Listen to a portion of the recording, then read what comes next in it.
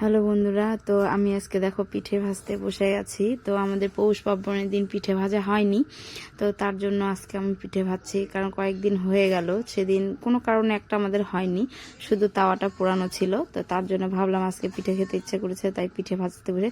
তো এখানে দেখো আমি তেল পিঠে ভেজে নিয়েছি, আর এখানে আমি পাটিসাপটা করবো জন্য একটু আটা গুলিয়ে নিয়েছি। ক্ষীর বানানো আমার হয়ে গেছে।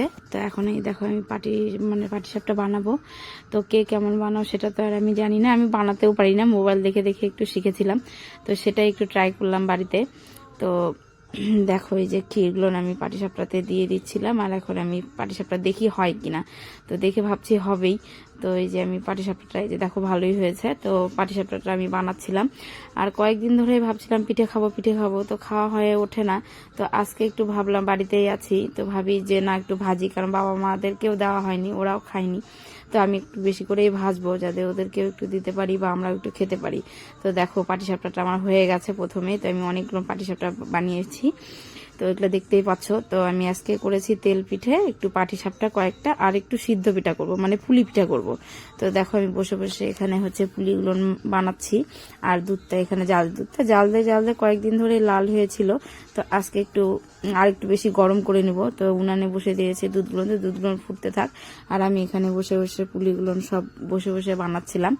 তো নারকেল ছিল না, নারকেল দিয়ে বানাইনি, তো ক্ষীর ছিল কয়টা, আমি পাটিসাপটা বানিয়েছি আর পুলি পিঠা বানাবো, সেই জন্য রাখলাম। আর ওই দেখো আমার ছেলে টিউশন থেকে চলে এসছে, ওর বাবা গিয়ে নিয়ে এসেছিল, তোর বাবা ওকে নিয়ে চলে এসছে। এখন প্রায় বাজে 7:30 পৌনে 8টার মতো বেজে গেছে। তা আমি বসেছিলাম সন্ধ্যেবেলা বানানো, বসেছি। তো সন্ধ্যেবেলা একার হাতে এগুলো সব গোছায় নিয়ে বানাতে গেলে একটু তো সময় লাগবেই, তো সেই জন্য বানাচ্ছি। আর কয়েকদিন ধরে ভাবলাম যে সবাই মিলে বাড়িতে যখন আসবে তখন ভাজবো। তো কেউ এখন আসতে পারবে না, কেউ আত্মীয় স্বজন, আমার বাবা মা আসবে না এখন।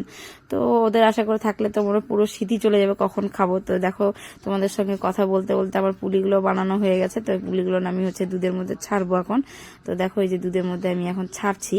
তো সবার আগে তোমাদেরকে একটা কথা আরেকটা বলে দিই, যে এই ভিডিওটা তোমরা যারা যারা দেখছো, তোমরা সবাই মিলে দেখো, আর আমাকে বেশি বেশি সাপোর্ট করো। আর এই ভিডিওটা যদি সত্যি তোমাদেরকে ভালো লাগে, তাহলে লাইক কমেন্ট শেয়ার করতে যেন ভুলো না। আর ফেসবুক থেকে যদি কেউ দেখো, তো সেটাকে ফলো করে দিও। ইউটিউব থেকে দেখলে পরে সাবস্ক্রাইব করে দিও প্লিজ।